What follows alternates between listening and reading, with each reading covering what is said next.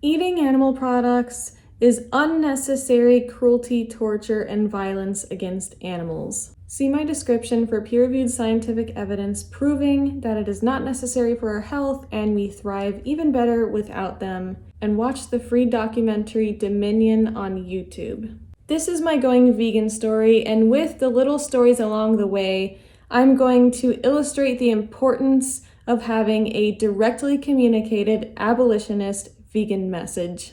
Because when you tell someone that they're contributing to a problem that causes harm, no matter how detailed you are in describing that harm, if you do not give that person a solution and an option of what to do instead of causing that harm, then all they're gonna do is say, oh, that's really unfortunate, oh, that's sad.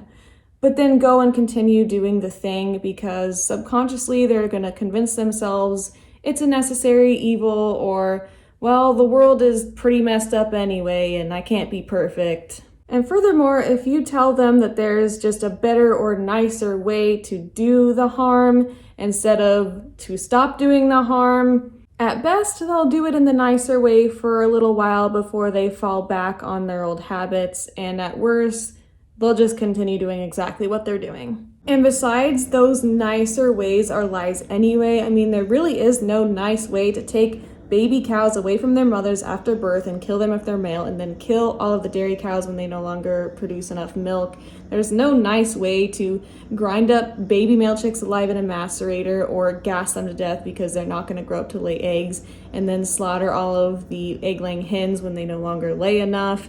There's no nice way to throw pigs into a gas chamber, which is the most common way that they're killed. There's no way to stab fish or put them over ice until they suffocate to death. There's no humane way to kill someone who doesn't want to and who doesn't have to die, because you're not doing it for survival. You're just doing it for taste, culture, habit, or tradition. All right, now that that's established, my going vegan story. When I was 6 years old, my mom and her at-the-time girlfriend took me to a rodeo in Evergreen, Colorado. I really did not know what was going on, but they decided it would be fun to sign me up for mutton bustin'. Basically, they put all of us very young children on the backs of sheep and let them go to run across the arena. All of the kids fell off right away, except for this one kid who was regularly doing this. He went all the way across the arena, and I went about halfway across the arena before I fell off and got dirt in my eyes and was crying and really pissed off. I'm not sure if I even wanted to do this in the first place, but I do remember getting praise from my mom and her girlfriend for being the second best. Now imagine the message that is being planted in children before the age of reason about animals being there for our entertainment and to be ridden. When I was 8 to 9, I started really liking cows and bulls because my grandma bonded with me over astrology and my sun sign is Taurus, so I got really obsessed with bulls and cows. Our culture does this really messed up thing where when children say that they love animals or express interest in certain kinds of animals, we take them to events where those animals are abused. When I was about 8 and lived in Michigan, my mom and her girlfriend took me to a PBR bull riding event.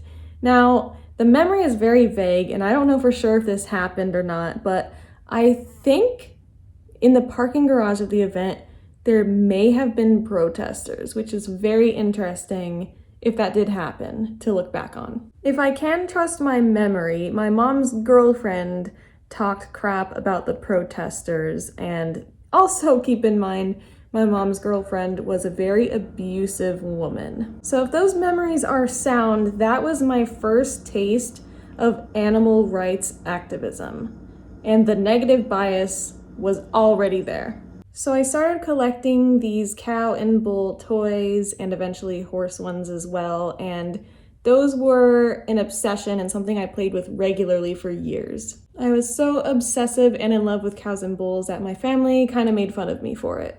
Around that time, at about age 9, I was on a road trip with my grandparents driving from Colorado to Kansas, and there's a lot of cows in fields, and I would just be so happy when I would see them, especially if there was babies. I would be like, oh my God, they're so cute. And I remember on that road trip, I was saying to my grandpa, I don't want to eat cows anymore because they're my favorite animals, or I don't want to eat beef.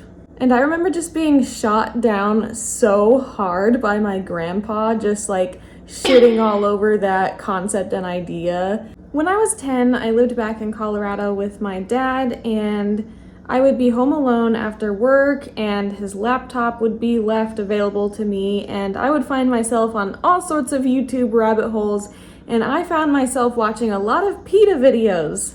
I definitely remember seeing footage of like baby dairy cows and all sorts of things, but I don't remember there being a direct go vegan solution message in these videos. I feel like I just remember seeing the footage, and even if there was, I had no knowledge of what vegan was. It was 2006. I think I brought these PETA videos up to my dad, and my dad was basically just like, oh, PETA, people eating tasty animals, they're crazy, blah, blah, blah. So even though I was horrified by what I saw, I had this strong anti-PETA, PETA people are just crazy, almost like gaslighting narrative put into my head. I don't know what all exactly he said, but I just remember it made me feel stupid for even thinking of it. And then in the years from age 10 upward, my dad and other family members on my dad's side of the family would take me to the National Western Stock Show, which is one of the biggest rodeo, horse riding, all sorts of stuff, events in the world. It takes place in Denver. But yeah, basically me and my cousin were taken to the stock show almost every year because we loved animals, we loved horses, I loved cows and bulls. I would get tickets to go see the rodeo and I loved it. They would play cool music.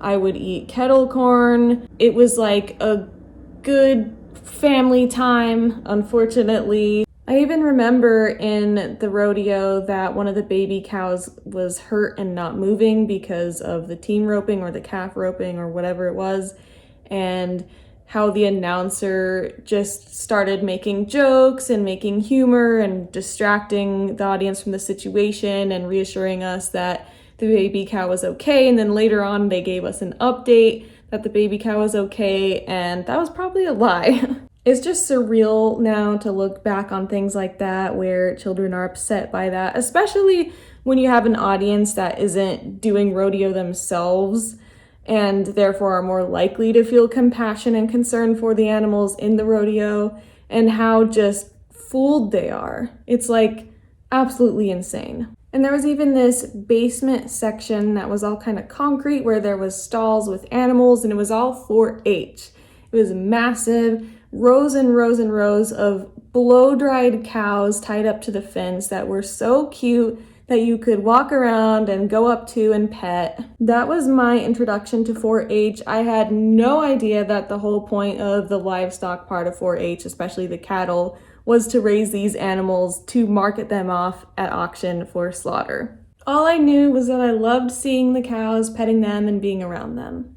When I was 11, I started riding horses. Now, I had ridden horses before because my dad's side of the family, my grandparents had horses on their property, my aunt had horses on her property all throughout when I was growing up, and my aunts grew up riding horses. I lived with my mom in a bunch of different states before age 10, so I didn't really start riding horses until I was 11. I started at my aunt's house. Then my cousin and I, mostly led by my cousin, became super interested and started riding at my grandparents' house, and it kind of just catapulted from there. I rode horses for 10 years, and I even went to Colorado State University for equine science for 3 years before dropping out. I go so much into depth about that whole story and why I dropped out in the playlist of videos I have about it. So I'm not going to repeat myself, but the basic summary is that I had this cousin who was very competitive and super, super passionate about horse riding, and I grew up with her like a sister, and she sort of led us, because she was a very dominant personality and I was not, towards becoming obsessed with riding horses. In the beginning, it was almost innocent for me. I just wanted to go on trail rides. I didn't want to do any competitions. I didn't want to use a whip. I was very compassionate and nice to my horse, My family bullied me for that. They told me I needed to show my horse who's boss and not let him have his way. My family taught me very abusive methods for training horses, although all horse training is really just reliant upon learned helplessness. One day, our neighbor came up to the fence and told me when I was riding without my cousin not to use a crop whip because the horse would become head shy. So I stopped using a crop whip for a period of time. But when I started barrel racing and getting more serious about trying to do competitions, I started using whips again. Please see my playlist of videos to really understand how cruel and horrible and toxic horse riding is. Funny enough, this woman told me that she grew up in 4-H and she would be happy to teach me how to ride properly without a crop whip and stuff, which I ended up going over to their house one day to talk about that. But I think my family was basically like, no, you don't need her to teach you how to ride. You already know and we'll teach you and stuff like that. So that never went anywhere, and the only other times I heard from that woman was when she would stand and film my cousin beating the shit out of her horse, but she would never say anything, she would just film it. So we're gonna jump to 2014. When I was a senior in high school, I watched the documentary Blackfish on my laptop. I remember being horrified, and it was not hard to convince me at all to stop going to SeaWorld or shows like that. I didn't ask questions, I didn't fight against that message. But Blackfish did not have a call to action about going vegan. At least I don't remember one, and I'm pretty sure I've looked it up since and have confirmed that there is not one. Before the year started, when I was a freshman in college, I got randomly matched up with a girl to be my dorm roommate, and we met up at a Starbucks, and she told me that she was vegan. This was the first time in my life I had ever heard the word vegan. She explained it as being a dietary requirement for her, and I didn't think much of it. We end up moving in together. Life goes on. I don't notice anything out of the norm.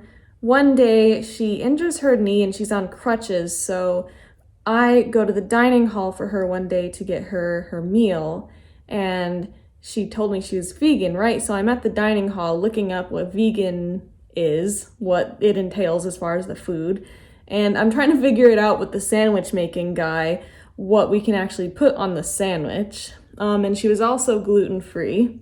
And so I end up coming back with this kind of shitty gluten-free bread that was falling apart sandwich with just random veggies and nothing else on it and maybe some lettuce. My roommate was not happy with this sandwich. She looked at it kind of cringing and tried to eat it as it was falling apart, and she was like, "What is this?"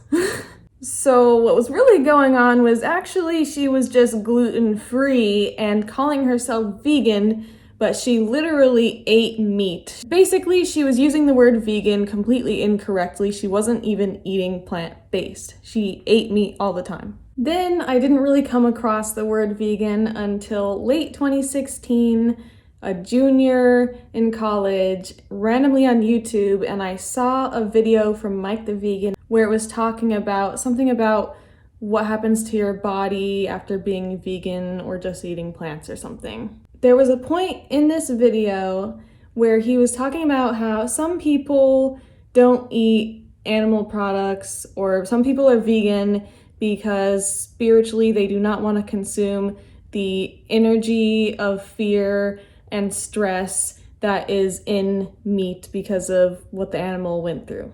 And that actually made quite an impact on me. It really resonated. And I actually gave that some thought and consideration. I wasn't really thinking about the suffering of the animals. I was thinking about the effect it would give me for consuming that suffering. There wasn't actually any ethical vegan call to action or message in that video. So anyway, I just carried on with my life, and I was about to go to a horse breeding internship in Minnesota for the following semester. When this lady picked me up to take me to the internship on the drive to their farm, their house, she was asking me, "You're not vegan, are you?"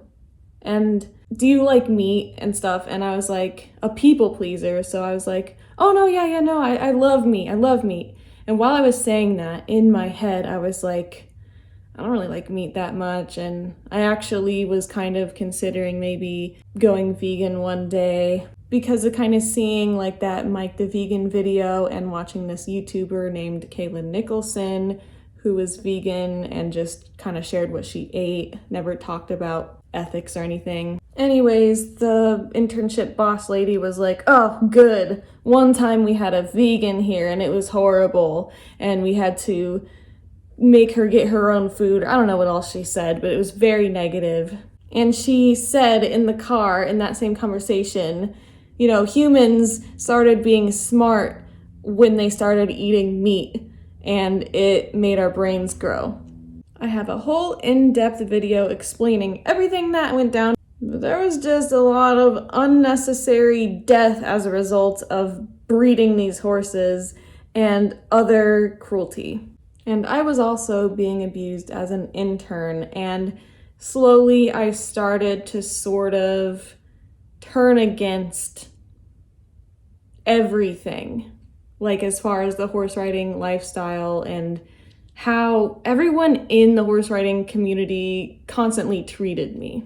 Somehow, while living there, I came across Infinite Waters YouTube videos, and I really enjoyed listening to them. They were very positive. And in every one of Ralph Smart's videos, he mentioned the 7-day vegan challenge. He talked about the health benefits of being vegan and challenging his audience to try it for 7 days. And also at this time, I started listening to guided meditations as I was falling asleep because shit was really fucking bad and it brought me a lot of comfort. On this internship, I rode a horse for the very last time and completely lost interest in riding horses. I went home and never rode my own horse again, and I just was shut down to any interest in the horse riding community. At this point, my view on the word vegan, which I never really thought about, but it was that it was the ideal diet or a good diet and something to aspire to, and I thought positively of it. So because of the internship and just not being able to fathom continuing my equine science degree, I dropped out of school and I moved in with my cousin on my mom's side and started working at a hair salon. A couple of months after leaving an abusive relationship I was in for the past 3 years, I was talking to a guy from Tinder, and he was a vegetarian. And one day I went to the grocery store and I bought all groceries just without meat, no meat in the cart. And I remember sending a Snapchat to him and being like, look, no meat. And then his reaction was so like disappointing, and he didn't care. He didn't praise me. He was basically just like, okay, whatever. And then at the hair salon, there was this coworker who said she was vegan, who labeled herself as a vegan. And one day when things were slow, I started asking her a bunch of questions. I was like, oh, what do you eat as a vegan? Is it hard to be vegan? I was just very interested in asking a lot of questions. And she was like, oh, well, yeah, but sometimes I eat salmon, and sometimes if there's like cheese here on the counter left over from someone, like I'll eat it. And I remember her being really uncomfortable for some reason by all of my questions, and so the conversation sort of fizzled out. But I had been very open and very much wanting to learn about it. So, okay, how did I go vegan? My life kind of hit a rock bottom as I was acting in very self-destructive ways after leaving my abusive relationship and dropping out of school and not having any support from my family, and my aunt gave away my horse to somebody without my permission and I couldn't do anything about it. I basically kind of just stopped trying. I got into alcohol for a couple of months. I just acted in very self-destructive ways, and then eventually at the end of 2017, my cousin, who was also acting in self-destructive ways, lost our apartment and I became homeless. Like, I was never sleeping on the streets or anything, but I was couch surfing until I was just like, okay, I'm just gonna go move in with my mom, who was in New Jersey this whole time. And so in early 2018, I moved in with my mom. And by May 2018, I had this realization like, hey, wait, no one has me under their thumb anymore. I can make my own decisions. I don't have to eat meat anymore, even though my mom was encouraging me to. And I was like, wow, I actually don't have to do something I don't like to do and don't want to do. It was like the first time in my life that I really realized that. And the decision to have it be my last time eating an animal came when there was this plain grilled chicken breast from like a meal kit ordering thing that I baked in the oven, because all my life I was told like grilled chicken was the healthiest thing in the whole universe. I was trying to force myself to eat it, even though it was disgusting. And I just sat there trying to force myself to eat it and being so disgusted because, you know, like if you remember, sometimes if it wasn't cooked all the way, there would be spots of blood and it would be like a concern on whether it was safe to eat. And it was just so gross to me. And then I just sat there at the kitchen. I was by myself and I was like, you know, this was a chicken who was at one time alive in like probably a big shed and not having a good life. And they died for me to have this shitty meal that I'm trying to force down myself. And I just don't want to do this anymore. And so I actually was thinking about animals in my decision to become vegetarian, at least in that moment. And I think the fact that I even came to that point was because I had begun meditating regularly in the end of 2017 and continued to do that. And I became progressively more spiritual. I started trying to positively reprogram my brain. I continued to watch my favorite YouTuber, Kaylin Nicholson, until, if my memory serves me correctly, I actually heard to go vegan during a meditation. On February 25th, 2019, I just decided to try being vegan. I actually wasn't sure I was going to commit to it for life on that day, but I stopped eating dairy, which was the only thing at that point that I was consuming. I loved dairy more than anything, cheese and half in my coffee and creamy desserts, and all of that was my favorite thing to ever put in my mouth. But I just kind of wanted to, because I just saw vegan as a positive diet to aspire to, and I wanted to give it a shot. And I knew not eating dairy would help my acne. And I wanted to have a flat stomach, very much motivated by Kaylin Nicholson. She was thin and had a flat stomach. I was in college for 2 semesters by this point, so that was kind of my main focus. I didn't put too much thought into what I was eating. I was just basically eating rice, beans, and broccoli. I didn't do any research on making my meals more exciting. I didn't do any research on veganism or anything like that at all. And then the fateful day came along in April 2019 where the magic of the YouTube algorithm gods suggested a video called Every Argument Against Veganism. I don't remember my exact thoughts except for that I liked Earthling Ed's hair in the thumbnail. And that was probably enough for me to click on it, to be honest. But also I was like, argument against veganism? I just remember being like, who's trying to argue against it? What arguments are there against it? Should I not be vegan? I was just very much intrigued. And then that was it. I listened to that thing one time and my life was changed forever. I sent that TEDx talk to my mom, who gave up meat recently before that for some amount of time, like maybe a couple months. But anyway, she definitely was not plant-based yet. And she was like, okay, I'm vegan now. And we were vegan, actual vegan by the definition of the word, for the animals, for ethics, because that's what vegan is. It's not a diet. I started listening to so many of Earthling Ed's debate videos, and I watched Dominion and Earthlings that summer.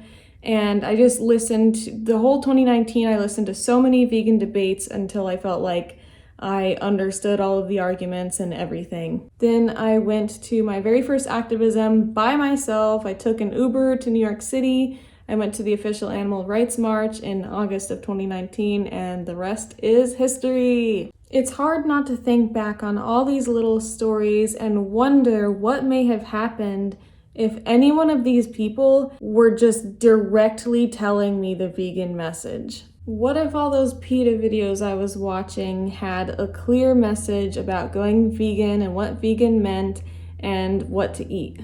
What if I didn't have a negative bias beat into me against animal rights activists? And what if I wasn't made to feel stupid anytime I brought up being kind to animals or when I acted kind toward my horse? What if my college roommate actually was vegan and actually told me veganism is about not causing unnecessary violence toward animals? Or my coworker at the hair salon? What if my grandma's neighbor came to the fence and told me if I really loved horses, I wouldn't ride them, instead of telling me that there was a right way to do it?